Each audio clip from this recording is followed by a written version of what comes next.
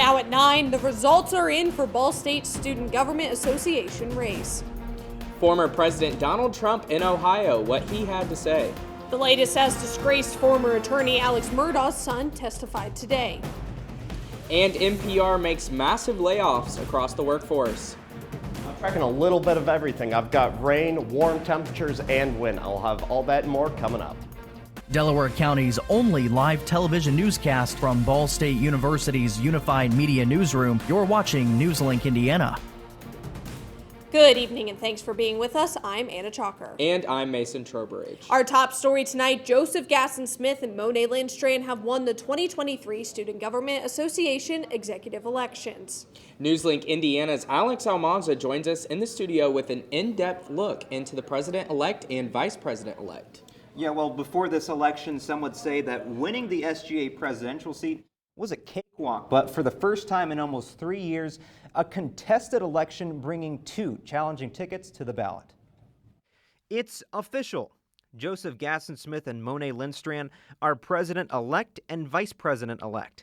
In a video posted to the campaign's official Instagram, it shows Gasson-Smith and Lindstrand sharing a hug and celebrating. Gasson-Smith has been running for the presidential seat, with Lindstrand running for a second vice presidential term. Both ran against candidates Skylar Ellis and Taylor Perry. According to the director of student life, the Gasson-Smith-Lindstrand ticket raked in 68% of overall votes, the opposing team bringing in 32%. They ran a very well run campaign. They were a very formidable opponent, and it was a pleasure to run against them. The two have campaigned on addressing key issues on campus. Gasson-Smith, who is currently chief of staff, is looking to address campus safety. One of my biggest passions happens to be with blue light implementation on campus. The rule of thumb is you're supposed to be able to see them kind of everywhere you look when you're outside.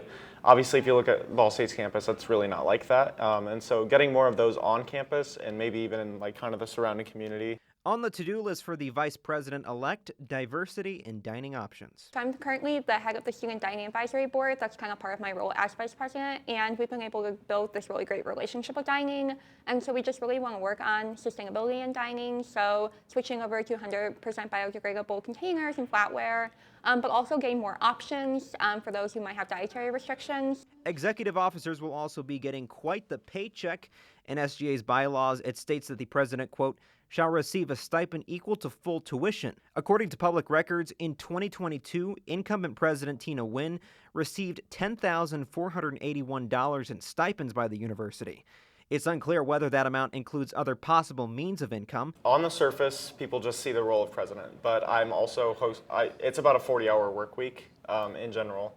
I'm a member of the Philanthropy Education Council. I serve on it's called SOFAC, the Student Financial Committee, as well as a representative on multiple university governance boards, including the Student Activities Committee.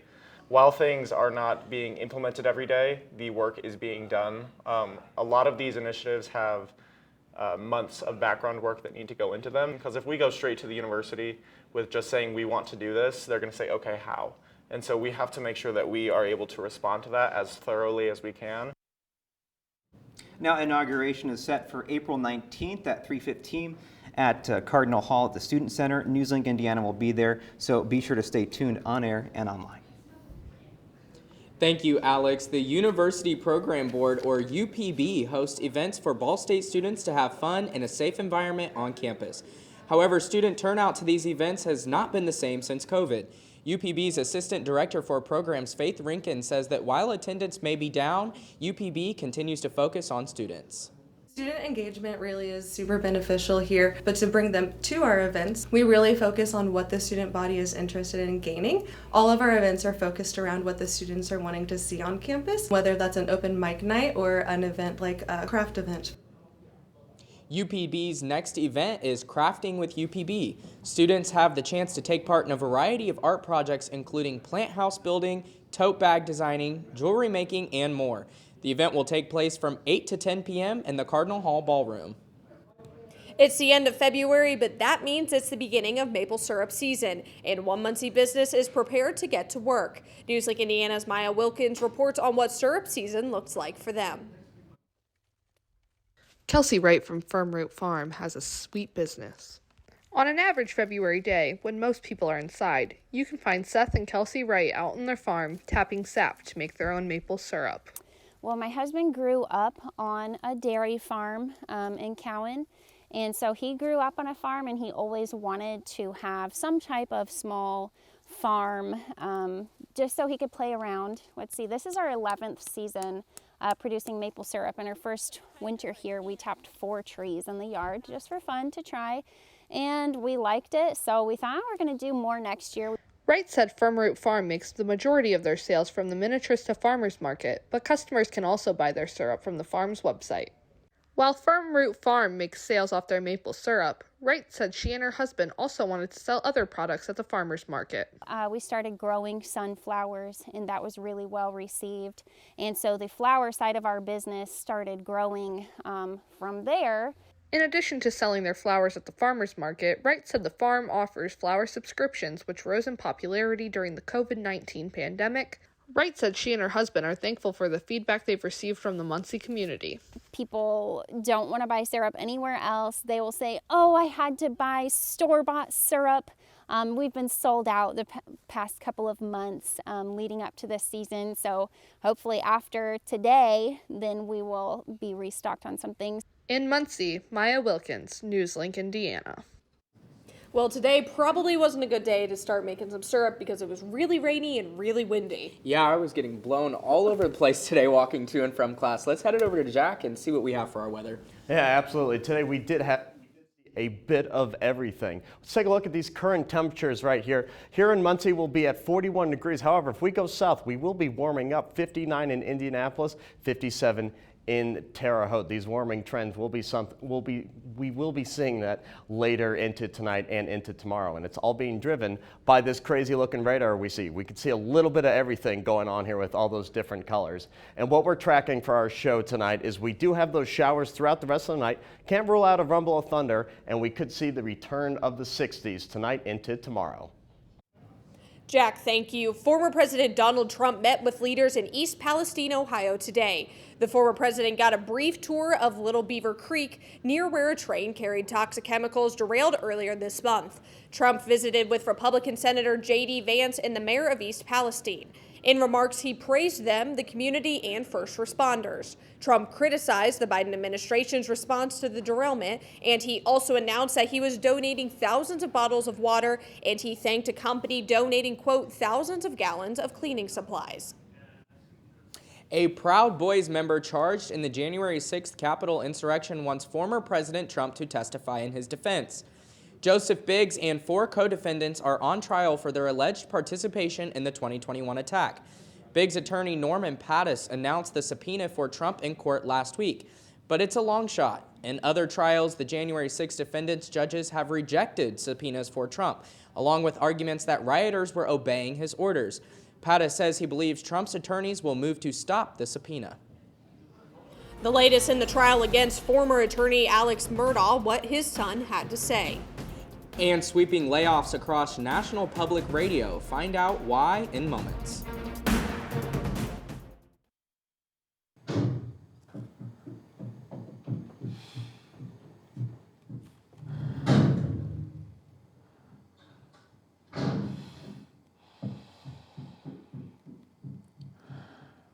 I love you!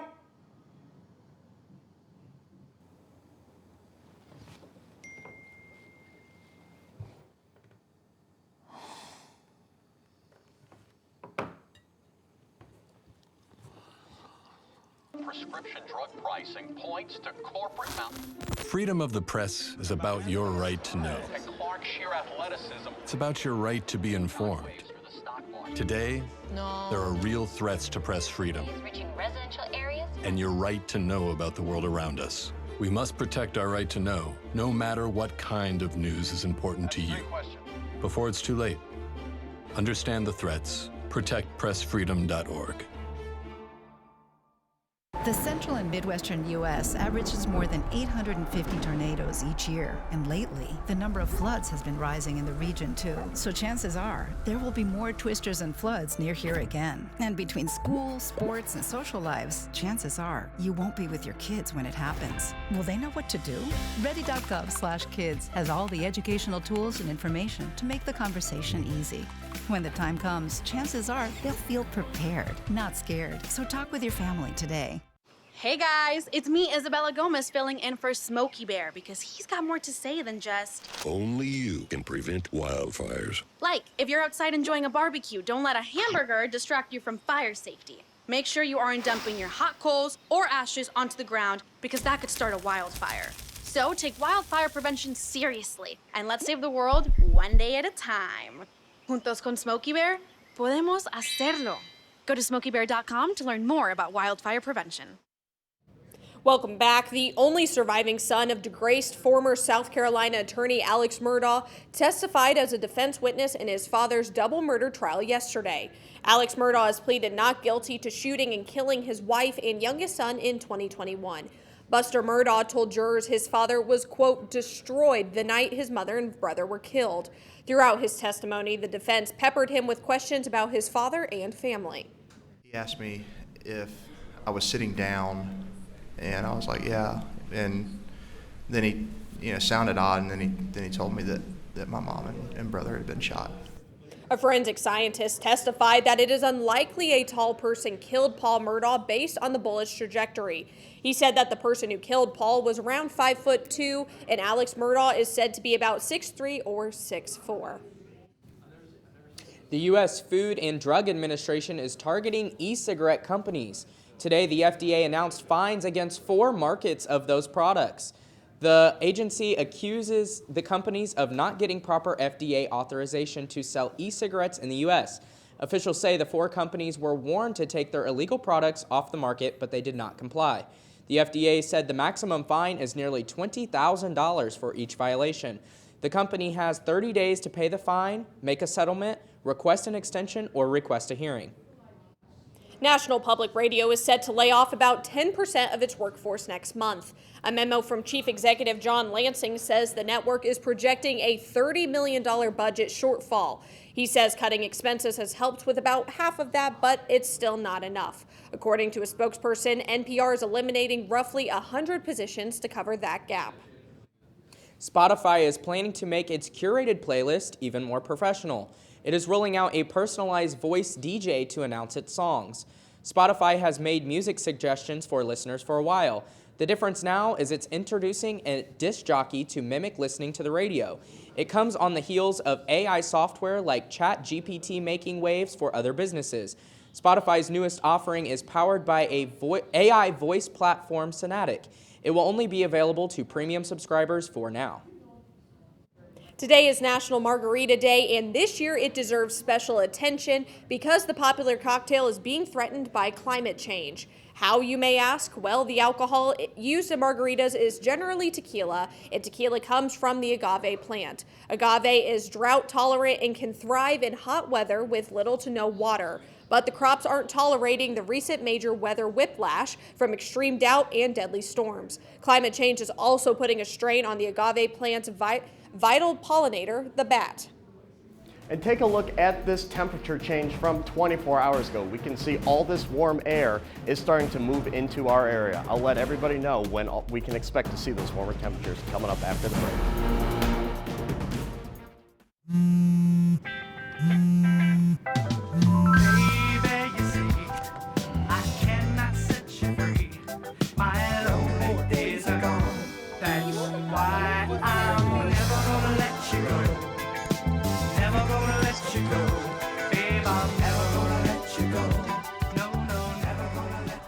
Here you go. Thank you. Thank you.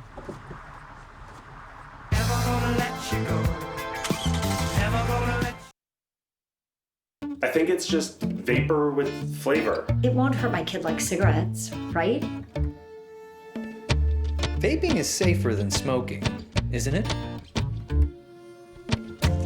There's really not even that much nicotine in them, right? My kid? My kid knows it's dangerous. Get your head out of the cloud. Today, nearly 8,000 kids will start vaping, maybe even yours. Learn about the dangers at talkaboutvaping.org. Emotes say a lot, but they can't say it all. Think your guildmate is struggling? Try these dialogue options.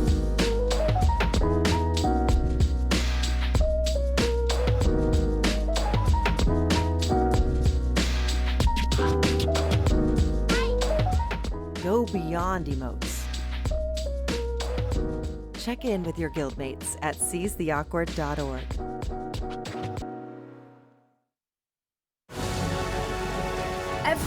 Every day, Millions of people are connecting and even though we're overcoming obstacles, watching each other's backs, and banding together. we should still make an effort. We should still make an effort to get to know each other, on a deeper level. Father, cosplayer, mentor, actor. it's time we take a step forward It's time we take a step forward. Come together and discover How accepting our differences can make us stronger.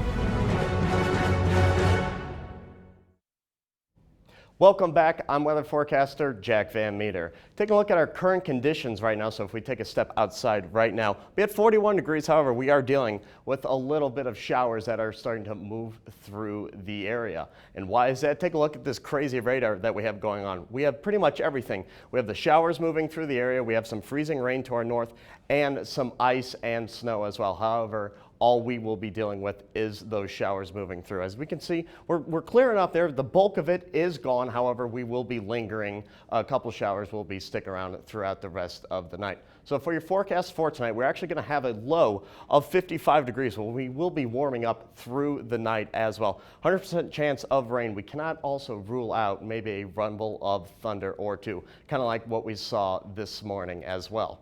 But taking a look at our almanac here, just kind of taking a look in history, today's high, 55 degrees. We're supposed to be at 43 degrees for this time of year. However, we weren't close for hitting that record high of 70 degrees. However, Indianapolis did hit a record high of 71 today. So they set that today. We unfortunately missed the mark by just a little bit there. But looking at our our 24-hour change that we see, we can see just massive changes. Indianapolis is 19 degrees warmer than they were 24 hours ago. Shelbyville at 24. Here in Muncie, we're only 3 degrees warmer than we were. However, as the warm front starts moving northwards, we'll start seeing those changes jump up even more. And we can really see that warm front here on current temperatures in between the colder blues and the warmer greens. Look at, again, Shelbyville, 62 degrees, very, very warm for this type of year. So let's time out everything for you right here on Precision Cast. Start here at 10 o'clock. We can see we're still pretty spotty around the area. However, as the night progresses, we're getting maybe another round around 3 o'clock, but it should clear up by the time everybody's starting to get up and go to work or school tomorrow morning. So let's go ahead and look at our forecast for tomorrow. We're going to be pretty warm all day.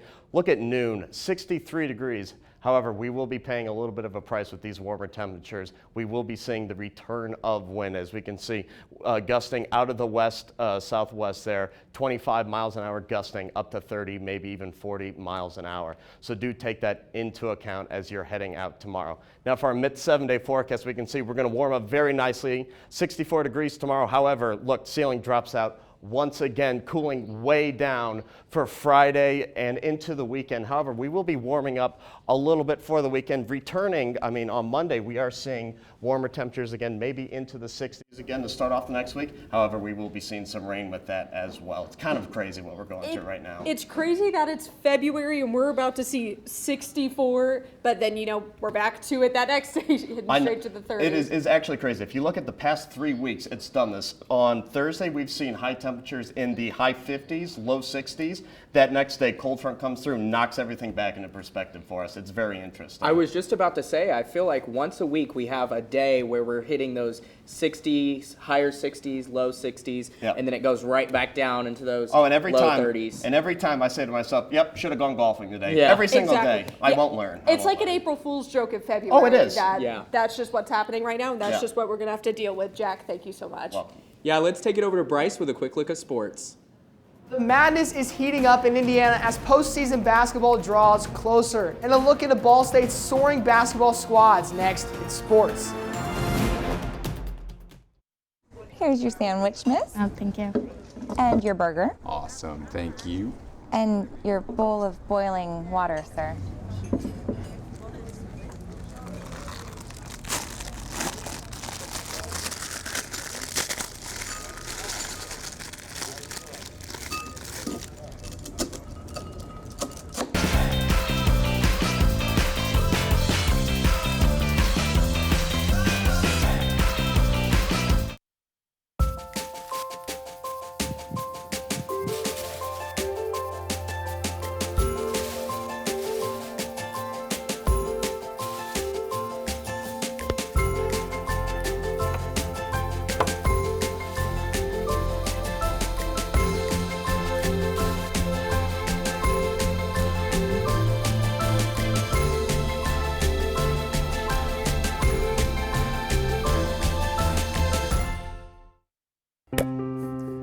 After retiring from the NFL, I've been able to spend a lot more time coaching my daughter's basketball teams. It's something I love to do. Through our games and our tournaments, we see all types of coaching, good and bad. And it begs the question, do we really know who's coaching our kids? Do they have the proper training and screening it would take for me to be comfortable with my daughters playing for that coach? Our Youth Basketball Association made the decision to use trusted coaches to screen and train all of our coaches. I'm a trusted coach. Are you? So if one cat has 4 kittens who reproduce every 6 months, how many cats will there be in 5 years?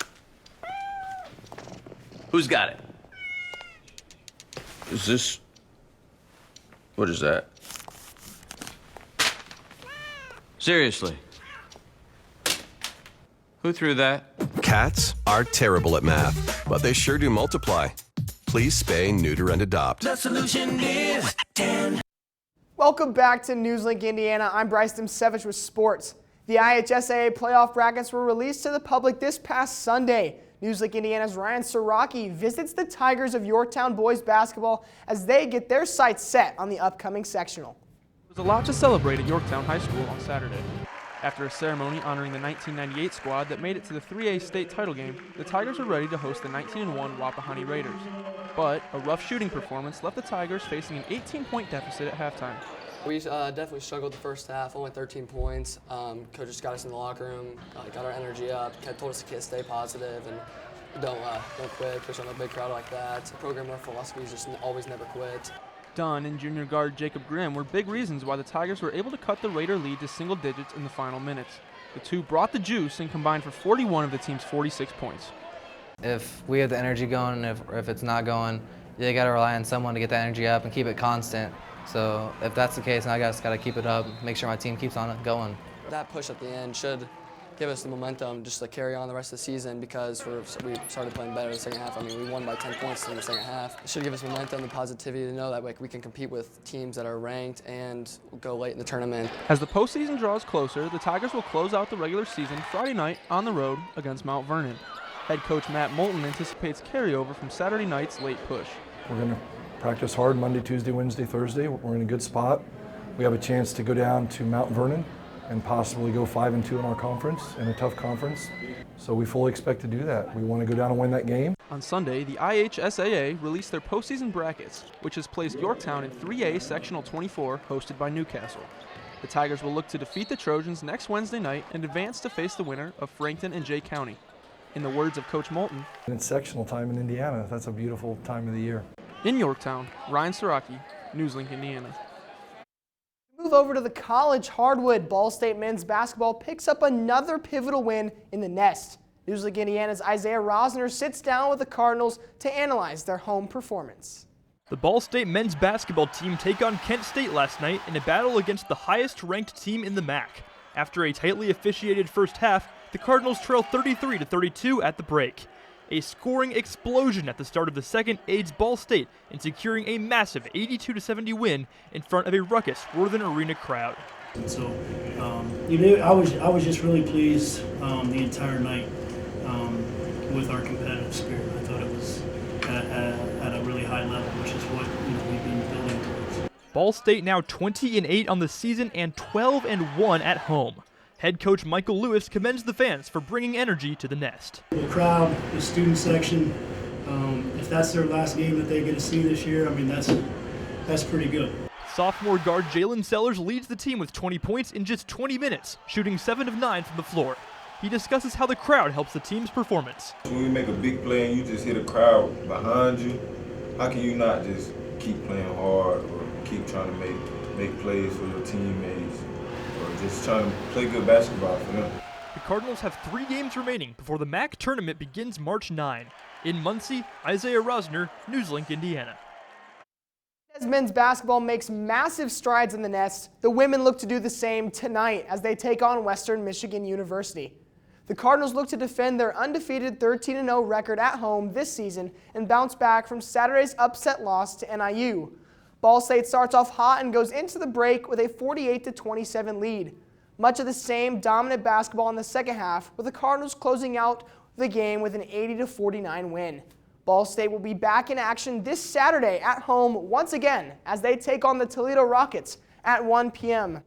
Now, Worthen Arena has been an electric place to be all year. The energy has been brought. It's great for the students of Ball State. Have you guys been able to get out to any games or at least see the environment? I've been to a couple, and it's been my first in like the 3 years I've been here, and let me tell you, they are great. It's amazing to be there. It's a great environment for everyone to be involved in. Bryce, thank you so much. And after the break, we'll take a look at our anchor picks. And we'll have one final look at weather with Jack in moments.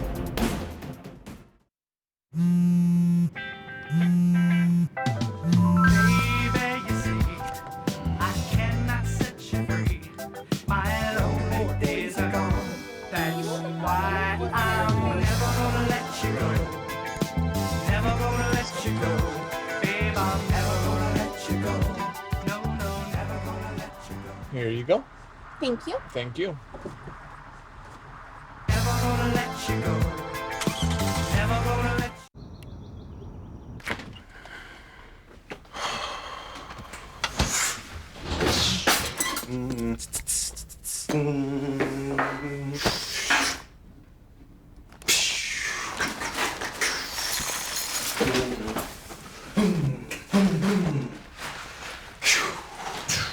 Thank you.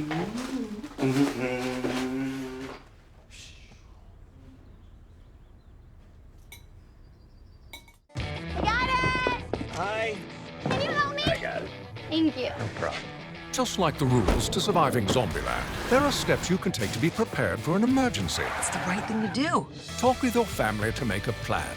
Look for safe areas to meet up if separated. And stock up on supplies. It's never too early to get prepared, so start now. Right now?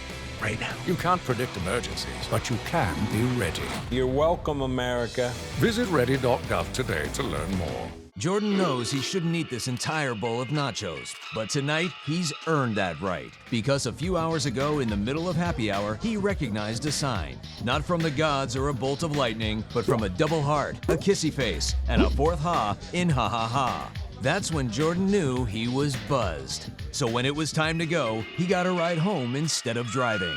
Be a legend like Jordan. Recognize your buzzed warning signs and get a ride home. Buzz driving is drunk driving.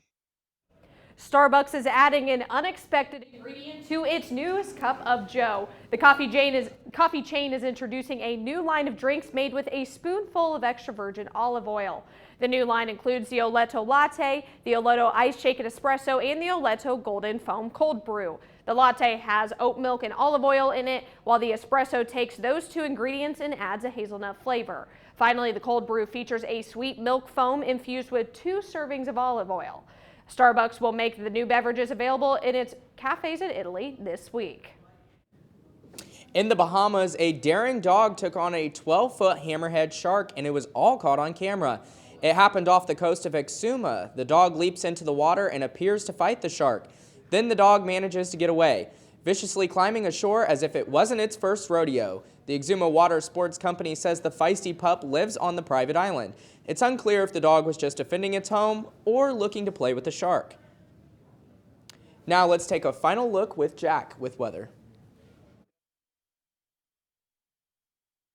54 degrees as a high tomorrow. However, ceiling's going to drop off for Friday, having a high in only the 30s. Warming up a little bit for the weekend. We will be seeing the return of some rain chances Sunday and Monday, and then kind of moving into more seasonable temperatures for Tuesday and ending out the week decently well, cloudy, 53 for Wednesday.